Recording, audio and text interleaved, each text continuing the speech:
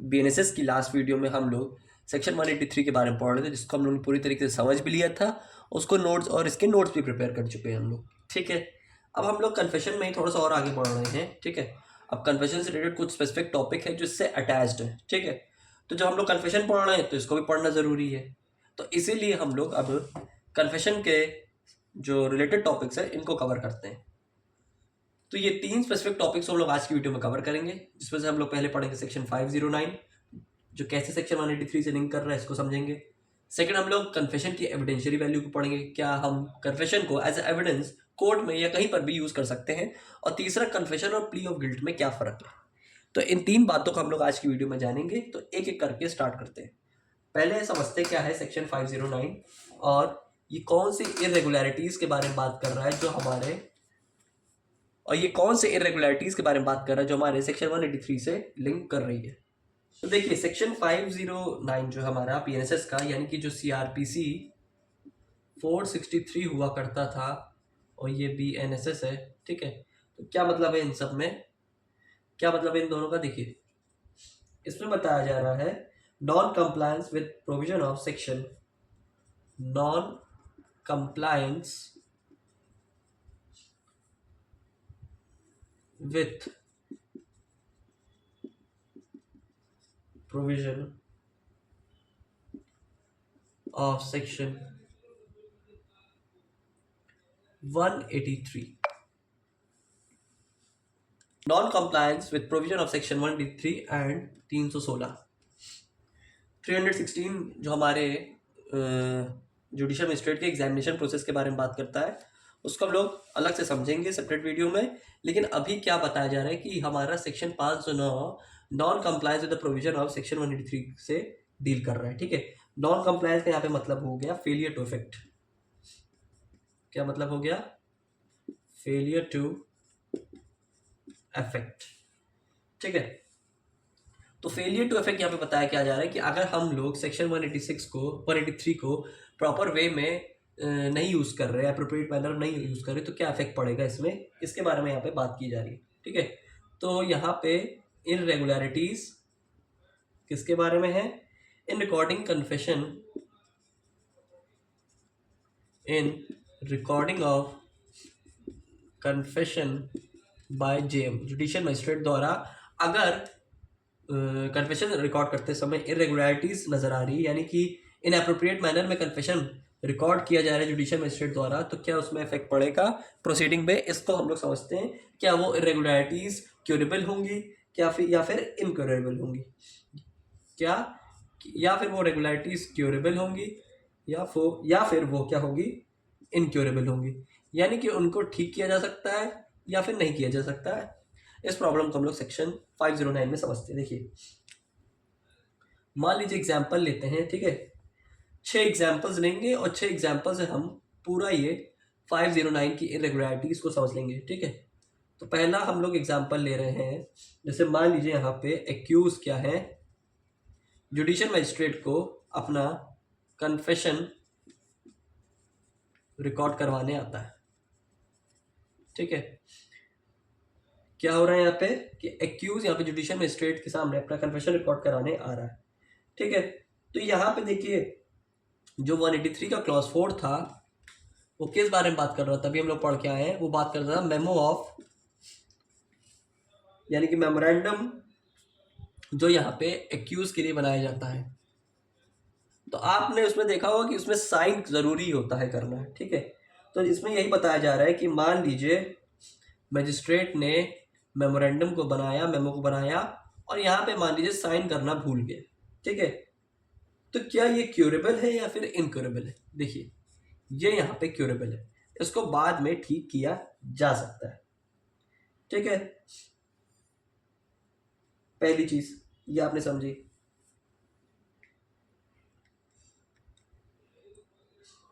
दूसरा यहाँ पे इसी से रिलेटेड बात हुई जा रही है इसी के अंदर कि मान लीजिए मजिस्ट्रेट ने मेमो बनाया ही नहीं, यानी कि कन्फेशन को रिकॉर्ड किया ही नहीं, तब क्या ये क्यूरेबल होगी? जी नहीं, तब ये इनक्यूरेबल होगी, इनको सही नहीं किया जा सकता। आपने प्रोसीडिंग में फेलियर शो कर दिया, फेलियर को प्रेजेंट कर दिया, तो ऐसी प्रोसीडिंग जो है वो इरेगुलरिटीज में आएगी जहां आप इन अप्रोप्रिएट मैनर में काम कर रहे हैं। ये पहला एग्जांपल लिया, ठीक है। यानी कि आपने कन्फेशन को बनाया और साइन यानी कि मेमो को आपने बनाया और आपने सिग्नेचर नहीं किया, ठीक है, कोई दिक्कत नहीं, बाद में कर दो, क्यूरेबल हो गया, क्यूरेबल इरेगुलरिटी होगी। लेकिन वही अगर आप मेमो ही नहीं बना रहे हैं, फॉर्मेट ही नहीं तैयार कर रहे हैं, यानी कि कन्फेशन को रिकॉर्ड ही नहीं करवा रहे हैं, तो फिर आप यहाँ पे तब आप यहाँ पे इनक्यूरेबल इरेगुलरिटीज को परफॉर्म कर रहे हैं। ये यहाँ पे पहला एग्जाम्पल था। दूसरा एग्जाम्पल को लेते हैं। अगर यहाँ पे जुडिशियल मजिस्ट्रेट जिसको कन्फेशन देने के लिए बाउंड है, जिसके पास अथॉरिटी है, उसकी जगह जुडिशियल मजिस्ट्रेट का मान लीजिए यहाँ पे क्लर्क कर रहा है या फिर कोई असिस्टेंट कर रहा है, यहाँ पे क्या कर रहा है, कन्फेशन को रिकॉर्ड कर रहा है, तो तब क्या सिचुएशन क्रिएट की जाएगी। देखिए, तो ऐसी सिचुएशन में क्या ये इरेगुलरिटीज क्या होगी, ऐसी इरेगुलरिटीज इनक्यूरेबल होगी, क्योंकि अप्रोप्रिएट पर्सन जो असाइन है, जिसमें हमारे प्रोविजन में सेक्शन 183 में सीधी तरीके से लिखा है, 4 बार चीख चीख करके चिल्ला के हमारा सेक्शन 183 बता रहा है कि जुडिशियल मजिस्ट्रेट ही कन्फेशन को रिकॉर्ड करेगा इन एनी हाउ, ठीक। लेकिन उसके बाद भी आप क्लर्क को यहाँ पे प्रेजेंट करके अपने असिस्टेंट को कन्फेशन को रिकॉर्ड करवा रहे हैं, तो ऐसी कंडीशन में ये जो आप कर रहे हैं ये इनक्यूरेबल है, इसको आप बाद में ठीक नहीं कर सकते, फेलियर टू इफेक्ट, ठीक है, आप उसका फेलियर कर रहे हैं। ये है दूसरा एग्जाम्पल। तीसरा एग्जाम्पल नहीं समझ ले रहे, स्पेस दिया गया है, क्या बता रहा है हमारा थर्ड एग्जाम्पल, कि मान लीजिए the magistrate did not give the warning to the accused, और if the warning was given after the recording of confession, then it is what. ये यहाँ पे 183 क्लॉज 2 को डील कर रहा है कि मजिस्ट्रेट ने यहाँ पे क्या किया, कन्फेशन जब रिकॉर्ड करवाता है एक्यूज पर्सन का, तो उसने वार्निंग एक्यूज पर्सन को नहीं दी, न वार्निंग दी, न कॉशन दिया, अवेयर किया कि ये आप अगर यहाँ पे कन्फेशन दे रहे हैं इनवॉलंटरी मैनर में, तो इसको पहले जान लीजिए कि आप ही के अगेंस्ट एज एविडेंस बाद में कल को यूज हो सकता है कोर्ट के अंदर। ये चीज़ यहाँ पे वो बताना ही कह दिया। बता कब रहा है कि जब कन्फेशन हो गया, एक्यूज साहब आए, कन्फेशन दे के चले, दे चुके, ठीक है। आफ्टर द कन्फेशन यानी कि पोस्ट कन्फेशन में वो क्या कह रहा है, ये चीज़ को बता रहा है कि अब तुम कन्फेशन रिकॉर्ड कर ली हो, लेकिन अब एक बात में बताना भूल गए, तब इसको जान लो अभी कि तुम यहाँ पे जो कन्फेशन दे रहे हो ये आप ही का अगेंस्ट यूज हो सकता है। तो देखिए कितनी अजीब बात है कि नहीं, जो चीज़ से आपको दुर्घटना हो सकती है एक्यूज पर्सन को, वो चीज़ को पहले क्लैरिफाई करना चाहिए, ठीक है, सारी गाइडलाइन को पहले बताया जाता है ना, बाद में बताने का क्या मतलब है, कोई रेलेवेंसी ही नहीं है, ठीक है। तो ऐसा क्या होगा, जो कन्फेशन होगा इनक्यूरेबल होगा, यानी कि ये इनक्यूरेबल इरेगुलरिटीज के अंदर आ गया, इसको बाद में ठीक नहीं कह सकता, फेलियर टू जस्टिस है, फेलियर ऑफ जस्टिस है। तो ये हम लोग ने थर्ड एग्जाम्पल समझा। चौथा एग्जाम्पल समझते हैं, या फिर कह दीजिए चौथी कंडीशन को समझ लेते हैं। इसको आप एग्जाम्पल के फॉर्म में पढ़िए या फिर कंडीशन को समझिए, ठीक है, ये आप अपने ऊपर डिसाइड कर सकते हैं। एग्जाम्पल नंबर यानी कि कंडीशन नंबर 4 ले रहे हैं, क्या बताई जा रही है, if the judicial magistrate did not reveal his identity, judicial magistrate अपनी आइडेंटिटी को रिवील नहीं कर रहा है, यानी कि अपनी पहचान को नहीं बता रहा है, किसको, एक्यूज के सामने, तो क्या ये क्यूरेबल है कि इनक्यूरेबल है, ये है क्यूरेबल। क्यों, आइडेंटिटी ही नहीं बता रहा ना, काम तो वही कर रहा है। देखिए कभी कभी क्या होता है, ऐसे कुछ एक्यूज पर्सन आते हैं जिसपे हम लोग केयर एंड कॉशन का अप्रोप्रिएट यूज़ करते हैं, ठीक है, पूरे ध्यान पूर्वक, यानी कि हर चीज़ को समझते हुए ये काम को किया जाता है, रिकॉर्डिंग ऑफ कन्फेशन का कोई छोटा आसान काम नहीं है, ठीक है। तो उसी बेसिस में कभी कभी यहाँ पे कुछ सीरियस केसेस होते हैं या जो हाईलाइटेड मैटर्स होते हैं, कभी कभी इसमें आइडेंटिटी को छुपा कर काम करना पड़ता है, ठीक है, ताकि कुछ आगे बाद में एक्यूज को रिवील ना हो पाए। तो बाद में चलिए अगर कल को बता भी देता है तो ये पूरी तरीके से क्यूरेबल इरेगुलरिटी है, ये बाद में इसको ठीक किया जा सकता है, इसको फिर मजिस्ट्रेट को बताना पड़ेगा, ठीक है, कि उसने अपनी आइडेंटिटी छुपाई क्यों, क्या रीजन था उसको, ठीक है। जुडिशियल मजिस्ट्रेट को यहाँ पे रीजन बताना पड़ेगा। अगर रीजन जस्टिफाइड होगा तो क्यूरेबल है, नहीं होगा तो फिर इनक्यूरेबल होगा, ठीक है। लेकिन वैसे इसको इन जनरल वे में क्यूरेबल बोला गया है। चलते हैं कंडीशन नंबर 5 में, क्या बताई जा रही है। कन्फेशन को क्या हम लोग क्वेश्चन आंसर फॉर्म में करेंगे, यानी कि कन्फेशन है जो जुडिशियल मजिस्ट्रेट रिकॉर्ड कर रहा है, क्या ये क्वेश्चन आंसर फॉर्म में करेगा, क्या सवाल जवाब के फॉर्म में ही कन्फेशन रिकॉर्ड कीजिएगा। तुम यहाँ थे, ये कितने बजे की बात है, इस समय और कौन कौन था साथ में, घर से कितने बजे निकले, ये सब। तो क्या ये सब क्वेश्चन आंसर फॉर्म में, यानी कि जज क्वेश्चन पूछ रहा है, एक्यूज पर्सन आंसर कर रहा है, क्या इस तरीके से पूछना ज़रूरी है, मैंडेटरी है। और मान लीजिए यहाँ पे क्वेश्चन आंसर फॉर्म में इसको नहीं रिकॉर्ड किया जाता है, not recorded in Q&A form, ठीक है। तो क्या Q&A फॉर्म में जब इसको रिकॉर्ड नहीं किया जा रहा है तो क्या ये क्यूरेबल है कि इनक्यूरेबल है, इनक्यूरेबल है। ऐसी इरेगुलरिटी क्यूरेबल है। देखिए कन्फेशन आपको रिकॉर्ड करना है, चाहे सवाल जवाब से करिए, ठीक है, या सवाल जवाब से करिए, ठीक है, दोनों तरीके से करिए, बस कन्फेशन होना चाहिए, वो अप्रोप्रिएट वे में दिखना चाहिए, तो ये क्यूरेबल है। लास्ट कंडीशन, कंडीशन नंबर 6, ठीक।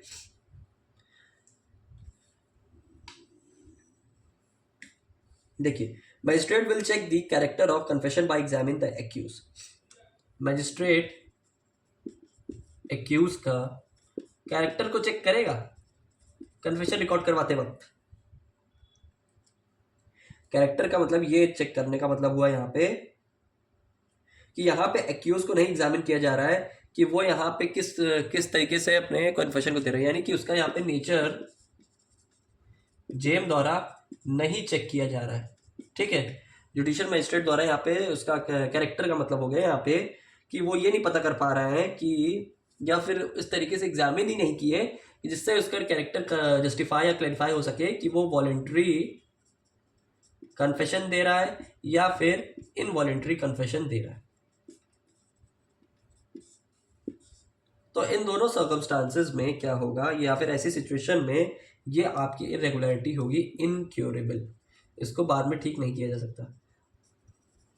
अगर आप ये देखिए सेक्शन 509, ठीक है, इन रेगुलरिटीज के बारे में बात कर रहा था। अब इसकी कंडीशन लिख लीजिए। कंडीशन 1, पहली कंडीशन क्या है,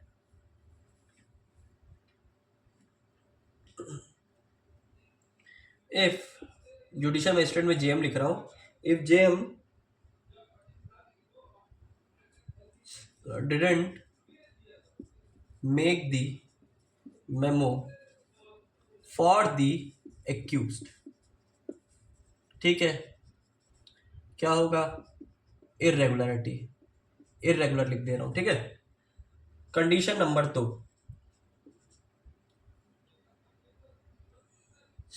if confession recorded by the clerk of the court,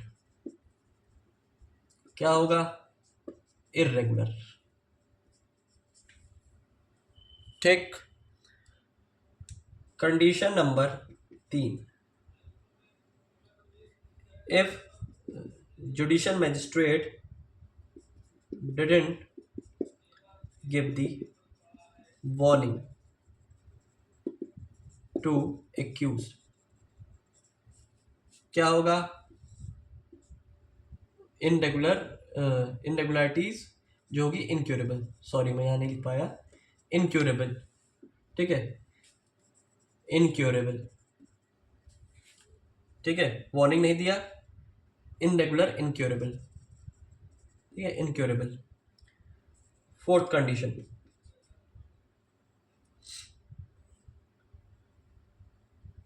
if judicial magistrate didn't reveal the identity,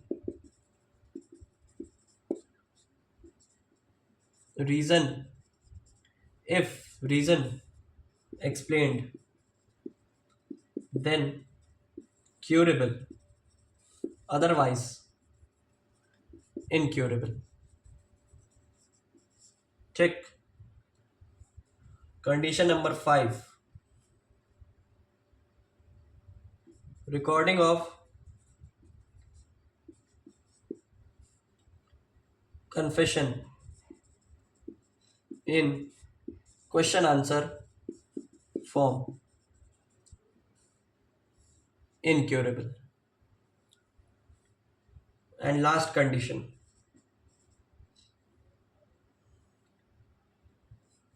if Jim didn't examine the accused's character, whether he is giving voluntary confession or vice versa, ठीक है, क्या होगा? Incurable. ठीक है, तो ये आपकी 6 की 6 कंडीशन है। इन सारी कंडीशन को हम देखते हुए समझेंगे कि क्या हमारे लिए क्योरेबल होगा और क्या इनक्योरेबल होगा, जो हमें 509 BNSS बताता है। अब बढ़ते हैं अपने सेकंड टॉपिक के ऊपर, जो बात करता है एविडेंशियरी वैल्यू ऑफ कन्फेशन। क्या कन्फेशन एक एज अ एविडेंस यूज हो सकता है कोर्ट में या फिर नहीं हो सकता, इसको समझते और जानते हैं। सेकंड टॉपिक है एविडेंशियरी वैल्यू ऑफ कन्फेशन। क्या confession as a evidence treat किया जाएगा कि नहीं? देखिए, 3 स्टेज है, इन्वेस्टिगेशन, इंक्वायरी और ट्रायल। ठीक है, जब इन्वेस्टिगेशन का टाइम पीरियड आ रहा है तो यहां पे क्या हो रहा है, यहां पे जुडिशियल मजिस्ट्रेट के सामने प्रकट हो रहा है फर्स्ट टाइम, किस समय? इन्वेस्टिगेशन के टाइम पीरियड में। जो यहाँ पे वो क्या हो रहा है, कन्फेशन दे रहा है अंडर सेक्शन 183 के 183 के अंदर वो कन्फेशन को रिकॉर्ड करवा रहा है। ठीक है, यानी कि ये हो गए जुडिशियल कन्फेशन, जो कोर्ट के समक्ष जुडिशियल मजिस्ट्रेट द्वारा रिकॉर्ड करवाए जा रहे हैं इन्वेस्टिगेशन के टाइम पीरियड के दौरान।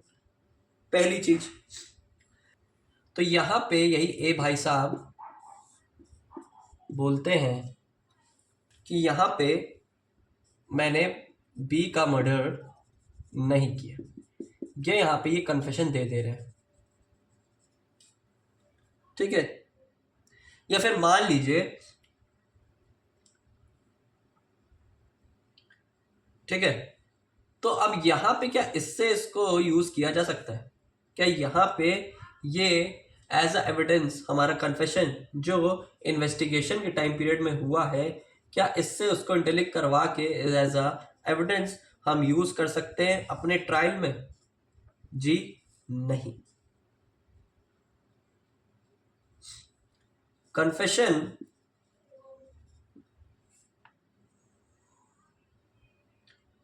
can't be the sole basis of conviction। ठीक है, सिर्फ कन्फेशन दे देने से ही आपका अपराध नहीं सिद्ध हो जाता, आप दोष मुक्त नहीं कहलाए जाते, सिर्फ आपने इन्वेस्टिगेशन कर दी तो, या फिर इन्वेस्टिगेशन का टाइम आपने बोल दिया तो, और यहाँ पे ट्रायल में आपने कुछ और बोल दिया। ठीक है, अभी हम लोग क्या पढ़ के आए हैं कि इन जनरल जुडिशियल मजिस्ट्रेट के सामने दिया गया confession as a evidence treat किया जाएगा। ठीक है, सही बात है, लेकिन एज अ एविडेंस उसको बना के हम आगे बाद में ट्रायल से कॉन्ट्रडिक्ट करवा रहे, तो जी नहीं, ऐसा आप नहीं कर सकते। ये आप तब नहीं कर सकते जब आपके पास और कोई स्पेसिफिक सपोर्टिव एविडेंस ना अवेलेबल हो कोर्ट में प्रेजेंट करने के लिए। ठीक है, जैसे कहने का मतलब ये हुआ कि मान लीजिए और भी सपोर्टिव एविडेंस है जो डायरेक्टली ये क्लैरिफाई कर रहे हैं कि ए ने ही बी का मर्डर किया है, इस बात को डायरेक्टली ये साबित कर रहे हैं इससे, तो तब उस कंडीशन में ये आपका कन्फेशन वाला आप जो आपने पहले दिया इन्वेस्टिगेशन टाइम, ये फिर यूज हो सकता है, लेकिन सिर्फ और सिर्फ यही कन्फेशन में ही नजर आ रहा है कि बोला जा रहा है एक्यूज द्वारा कि ए ने बी का मर्डर किया और कोई सपोर्टिव एविडेंस इसके अलावा नहीं है। ठीक है, तो ऐसी कंडीशन में कन्फेशन को हम लोग एज ए एविडेंस नहीं यूज कर सकते। और यही चीज अगर हम आउटसाइड कोर्ट दें, ठीक है, यानी कि ए सी को बोल दे कि मैंने बी का मर्डर किया है, तो तब भी ये सोल एविडेंस नहीं है, बिकॉज पहले तो इसने जुडिशियल मजिस्ट्रेट के सामने नहीं दिया, और दूसरा ये एक्स्ट्रा जुडिशियल कन्फेशन हो गया, एक्स्ट्रा जेसी, बिकॉज यहाँ पे आप थर्ड पर्सन को दे रहे हैं, तो थर्ड पर्सन के सामने देने वाला कन्फेशन एक्स्ट्रा जुडिशियल कन्फेशन होता है, जिसको हम लोग कहीं भी नहीं यूज कर सकते अपने पूरे कन्फेशन को प्रूफ करने के लिए या उस पर्सन को एक्यूज प्रूफ करने के लिए। इतनी बात यहाँ पे एविडेंशियली वैल्यू ऑफ कन्फेशन में हमें समझाई जा रही है। अब ये वाला टर्म क्या है और ये वाला टर्म क्या है, इन दोनों में क्या फर्क है, इसके कंसेप्ट को समझते हैं अब। यानी कि जो यहाँ पे आपने कन्फेशन दिया, अगर ये कन्फेशन है, तो यहाँ पे अगर मान लीजिए ए जुडिशियल मजिस्ट्रेट के सामने कन्फेशन दे देता, तो इस वाले कन्फेशन को क्या बोला जाता, ये अब हम लोग आगे समझ रहे हैं। तो तीसरा हम लोग समझते हैं कन्फेशन और प्ली ऑफ गिल्ट में क्या फर्क होता है। वह एग्जाम्पल को समझते हैं कि यहाँ पे इन्वेस्टिगेशन के टाइम जुडिशियल मजिस्ट्रेट को ए भाई साहब बोल रहे हैं कि मैंने बी का मर्डर कर दिया। ठीक है, ये इन्होंने इन्वेस्टिगेशन बोला। इधर ट्रायल जब चल रहा है तो यहाँ पे जुडिशियल मजिस्ट्रेट को ए बोलते हैं कि मैंने बी का मर्डर कर दिया। तो ये और ये दो अलग अलग बातें बोल रहे हैं, या फिर कह लीजिए सॉरी, दोनों सेम जो बातें कह रहे हैं, इन दोनों में एग्जैक्टली फर्क क्या है, क्या नजर आ रहा है। देखिए, यहाँ वाला जो स्टेटमेंट, यहाँ वाली जो इन्होंने बात कही, ये आपकी बन गया कन्फेशन, कि ये कन्फेस कर रहे हैं कि मैंने यहाँ पे मारा है बी को। और यहाँ ट्रायल के दौरान जो आप कन्फेशन करते हैं, ये आप यहाँ पे कन्फेशन नहीं कर रहे, यहाँ आप प्ली ऑफ गिल्ट कर रहे हैं। क्या मतलब कि आप यहाँ पे ये मान रहे हैं या अपने बारे में ये समझा रहे हैं खुद को, या फिर कोर्ट को बता रहे हैं कि I will not take any defence in my favour, that is no evidence I have to give, कि मैं और अपने आप को बचाने के लिए कोई भी एविडेंस को आपके सामने कोर्ट में नहीं पेश करने वाला हूं। ठीक, और ना ही मुझे देना है अपने फेवर में। ठीक, तो इधर ए कहेगा, A will say I will not take any defence in my favour, in my favor, that is no evidence I have to give, मुझे कोई एविडेंस नहीं देना है इस मैटर पे। सीधी सी बात है। और यहाँ पे वो पूरी तरीके से कन्फेशन कर रहा है कि मैंने मारा है, और यहाँ भी बोल रहा है वो मैंने मारा है। तो यहाँ में तो उसने बोल दिया कि मैंने मारा है, लेकिन जब वही यहाँ पे ट्रायल की में जब बात आएगी, तो यहाँ पे अगर वो कन्फेस करेगा, तो यहाँ पे वो कन्फेस नहीं कर रहा, प्ली ऑफ गिल्ट कर रहा है, यानी कि अपनी गलती को एक्सेप्ट कर रहा है और अपने सपोर्ट में कोई भी स्पेसिफिक एविडेंस को नहीं प्रूव कर रहा है। बात समझ आ गई तो इसको लिख लेते हैं, आप भी इसको नोट डाउन कर लीजिएगा तो और अच्छे से समझ आ जाएगी बात। देखिए क्या बोला जा रहा है, unlike confession is a confession upon a plea of guilt,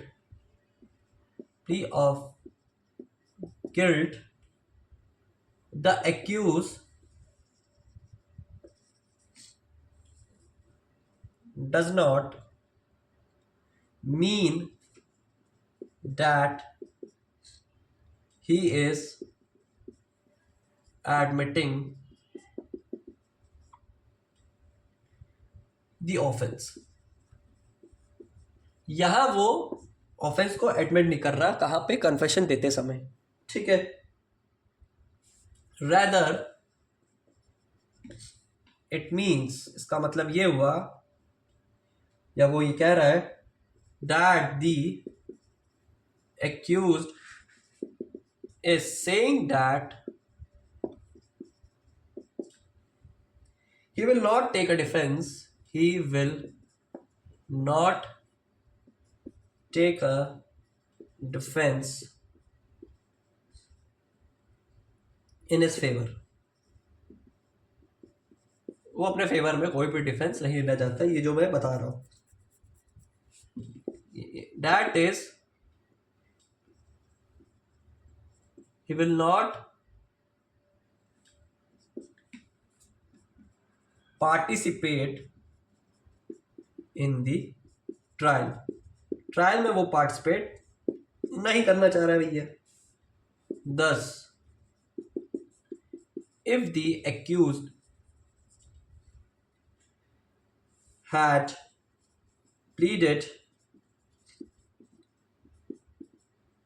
guilty, it would mean that he is clearly saying that I will not prove evidence in my defense. Evidence in my defence. एक बात इसके आगे मैं और जोड़ दे रहा हूं जो आपको उस समय मैंने नहीं समझाई, पहले लिख लीजिए फिर मैं एक्सप्लेन कर दे रहा हूं। Even if the accused plead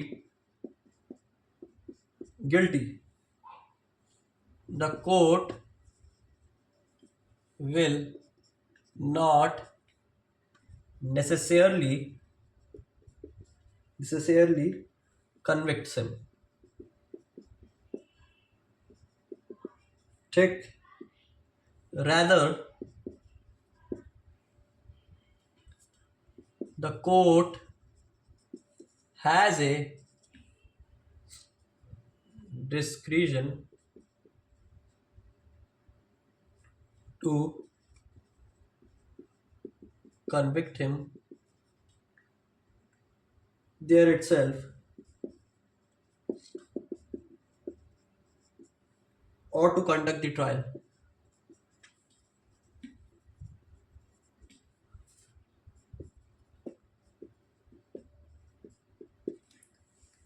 ठीक है, ये बात अभी ये बता रही कि अगर यहाँ पे एक्यूज अपने आप को दोषमुक्त खुद ही साबित कर ले रहा है तो ये जरूरी नहीं कि कोर्ट उसको, जरूरी नहीं है कि वो कन्विक्ट कर ले, उस मैटर में दोषी मान ले, बल्कि rather the court has a discretion to convict him there itself or to conduct the trial. देखिए क्या कहा जा रहा है इसमें कि अगर मान लीजिए एक्यूज खुद अपने मन से इच्छानुसार वॉलेंट्री मैनर में अपने आप को गिल्टी प्लीड करना चाह रहा है, ठीक है, तो जरूरी नहीं कोर्ट उसकी बात में आके मान के उसको गिल्टी प्लीड कर ही ले।